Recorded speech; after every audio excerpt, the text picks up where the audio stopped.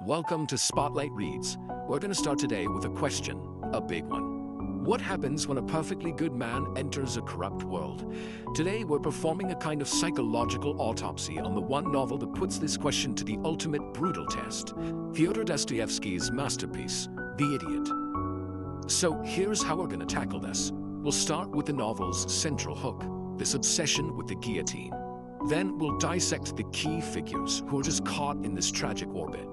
And finally, we'll face the devastating silence that ends the whole experiment. You have to understand, this isn't just a thought experiment. This question is the very engine of the entire novel. Dostoevsky doesn't just ask it. He builds this whole laboratory of human suffering to test it out. And as we're about to see, the results are, well, they're catastrophic. To get inside the head of this perfectly good man, Prince Myshkin, we have to start where he does, with his obsession. He describes in vivid detail the final moments before an execution. You know, the sound of the blade sliding into place, and that one single quarter of a second of pure, unfiltered consciousness at the absolute edge of oblivion.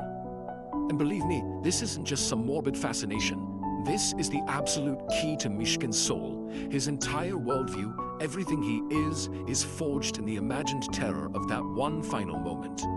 See, for Myshkin, life has this almost unbearable value. And why? Because he has psychologically lived through its final seconds, over and over again. This whole experience creates an empathy in him that's so profound, so all-encompassing, that it becomes his defining feature, and ultimately, his most tragic one. Which brings us to Myshkin himself. Now, it's really easy to just call him a Christ figure, a simple saint, and call it a day. But Dostoevsky is never that simple. Myshkin isn't just a good man, he's a catalyst. He's what we're calling a tragic mirror. And this term just nails his function in the novel. When people encounter Myshkin's absolute purity, they don't get inspired, oh no. Instead, he forces them to see a reflection of their own corruption. Their greed, their lust, their ambition, and they hate him for it. His goodness doesn't heal them, it just exposes them for who they are. And get this, even his epilepsy, his so-called sacred illness, is a perfect metaphor for his entire existence. He describes it as this moment of blinding, divine light, an instant of perfect harmony and understanding. But it is immediately followed by a complete collapse into darkness, into what others call idiocy. A flash of heaven, and then the abyss. That's Myshkin's whole life in a nutshell. Now, if Myshkin is the spirit, then Parfyan Rogojin is the flesh. He's not just some rival for a woman's love. He is Myshkin's psychological shadow. He's the embodiment of everything that Myshkin is not. I mean, the contrast couldn't be more stark. Myshkin offers a spiritual, saving compassion. Rogojin offers a carnal, destructive obsession. You've got light versus darkness, pity versus passion. They are two halves of a whole, and they are locked in this fatal embrace from the very beginning. And right at the dark heart of their relationship, there is this painting. In Rogojin's dark, oppressive house hangs a copy of a painting by Hans Holbein. It's a picture of the dead Christ. But let me tell you, this is not a divine image. It is a brutal depiction of a corpse, just a man, broken and defeated by the laws of nature. Myshkin says this himself. The painting absolutely horrifies him, because it shows a Christ that is so utterly hopelessly dead that the very idea of resurrection, the possibility of redemption, it just seems to vanish. It's faith staring right into the void. His reaction isn't intellectual, it's visceral. It hits him physically. This painting represents the novel's central horror, the idea that darkness and death might actually triumph over light and faith. For a man like Myshkin, it is a vision of absolute hell. So, who is trapped between these two massive forces, between light and dark, between Myshkin and Rogojin? That would be Nastasya Filipovna. She is the novel's famous fallen woman, a figure of breathtaking beauty who is just utterly convinced that she is already damned. Just listen to her words.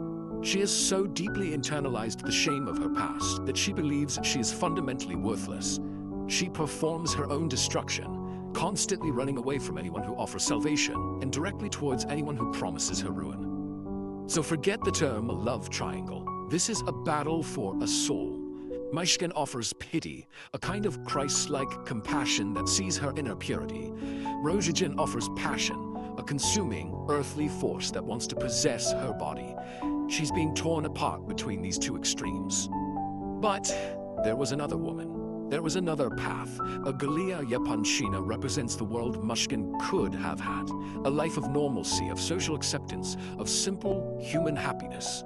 She is his escape route from all this spiritual torment. She's proud, she's beautiful, and she's conventional. She offers Myshkin a future, a family, a place in the world. She's the promise that he doesn't have to be a martyr. He can just be a man. And so Myshkin faces this impossible choice. Does he follow his sacred duty to save the suffering soul of Nastasya, even if it destroys him? Or does he accept the human love of Aglaya and maybe save himself?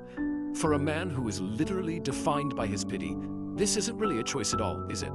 His very nature compels him towards sacrifice. And so, all paths lead to tragedy. Every single act of goodness, every attempt at compassion, it all just backfires and curdles into disaster. And it all culminates in one of the most devastating, haunting final scenes in all of literature. Rogojin, in a fit of pure passion, has murdered Nastasya. And in the end, Myshkin just sits with him, stroking the head of the murderer, his compassion extending even to his own shadow self. The mission has completely failed. The light hasn't conquered the darkness. They've simply annihilated each other, leaving behind a corpse and a good man's return to idiocy. Which brings us right back to that ultimate question. Does a perfectly good person destroy the world around them? Or does the world just inevitably destroy them first? Dostoevsky, of course, offers no easy answers. But maybe this is the only conclusion we can really draw. In a fallen, broken world, absolute goodness is a foreign element. It can't bend, it can't compromise. And so, inevitably, it must shatter. This deep dive was brought to you by Spotlight Reads. Subscribe to Face the Abyss. Myshkin believed that goodness could mend the broken. Yet goodness in a corrupt world becomes a dangerous mirror.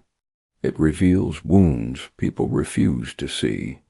Rogojin saw obsession, Nastasya saw guilt, Aglaya saw a dream that could never live. Their pain converged around him like a storm. And in the end, the tragedy was not that Myshkin failed them, but that the world was never built to hold a man like him.